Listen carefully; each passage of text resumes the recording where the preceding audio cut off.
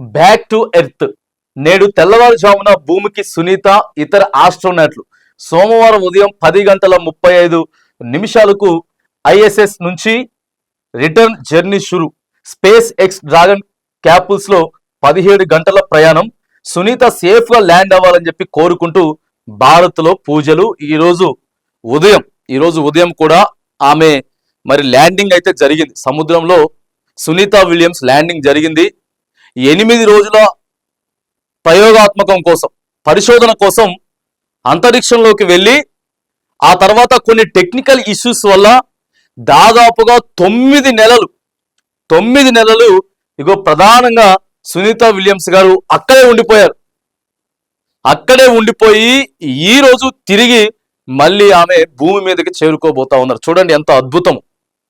పరిశోధన కోసం, మానవ మనుగడ కోసం మరి ఎట్లా ఇంకా ఆధునికంగా ఎట్లా చేయగలుగుతాం, టెక్నాలజీ అసలు ఏం జరుగుతా ఉంది ఏంటి అనేది డైరెక్ట్ స్పేస్ లో పరిశోధన జరిపి అక్కడ ఉండడం అంటే మామూలు విషయం కాదు. అసలు బాడీ సహకరించదు ఆమెకి చాలా. ఇప్పుడు ఆ బాడీ ఇక్కడికి వచ్చిన తర్వాత మన అక్కడ పరిస్థితులు వేరే ఉంటాయి, ఇక్కడ పరిస్థితులు వేరే ఉంటాయి. కొద్దిగా కంటి చూపు కానీ, ఆమె జుట్టు కానీ, లేకపోతే ఆమె ఎముకల దృఢత్వం కానీ. సో ఇన్ని రోజులు మరి ఎదురు చూసినటువంటి, ఉత్కంఠభరితంగా సాగినటువంటి సునీత విలియమ్స్ గారు ఈరోజు ల్యాండ్ అయ్యారు. ఆమెకి మరి వైద్య పరీక్షలు. సో అక్కడికి ఇక్కడికి ఎంత తేడా ఉన్నది. దాదాపుగా 17 గంటల ప్రయాణం 17 గంటల ప్రయాణం తర్వాత ఆమె ఈరోజు మరి ల్యాండింగ్ అయితే అయినరు. సార్ చూడండి, అంతర్జాతీయ అంతరిక్ష కేంద్రం ఐఎస్ఎస్ నుంచి సునీతతో పాటు నాసా ఆస్ట్రోనాట్లు Butch Wilmore, Nick Hague, Russian cosmonaut Alexander Gorbunov తో కూడిన స్పేస్ ఎక్స్ డ్రాగన్ వ్యోమ నౌక భూమికి బయలుదేరింది. భారత కాలమానం ప్రకారం మంగళవారం ఉదయం 10:35 ఆన్డాక్ అయింది. భూమి చుట్టూ కక్షలో తిరుగుతూ 17 గంటల జర్నీ తర్వాత బుధవారం తెల్లవారుజామున 3:27 అమెరికాలోని ఫ్లోరిడా వద్ద సముద్రంలో దిగనుంది.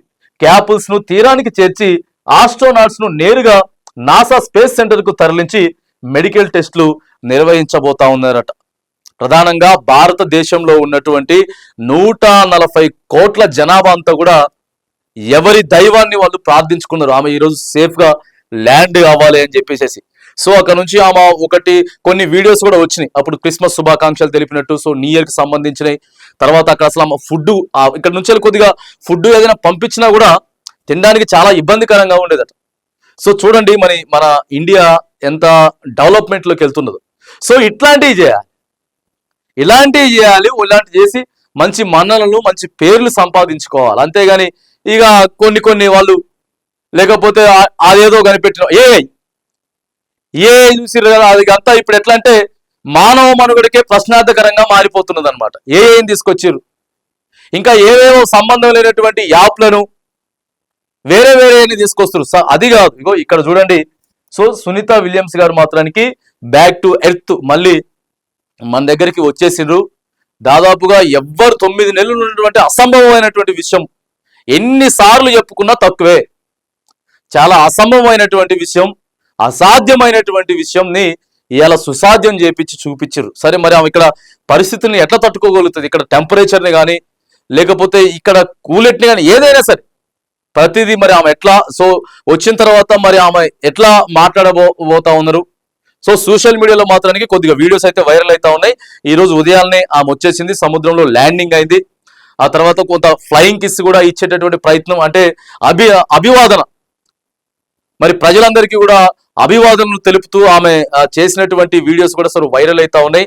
మరి మొదటగా ఆమెకి ఎన్ని రోజులు రెస్ట్ కావాలి, ఎన్ని రోజులు మరి ఆమెని వైద్య పరీక్షలలో అన్ని రకాల వైద్య పరీక్షలు కూడా చేసి సో రెస్ట్ తదనంతరం మరి ఆమె అక్కడ విషయాలు ప్రజలతోటి పోబోతా ఉందా లేకపోతే ఏం చెప్పబోతా ఉందా అనేది మాత్రానికి సో కొంత ఆసక్తికరంగా అయితే మారింది.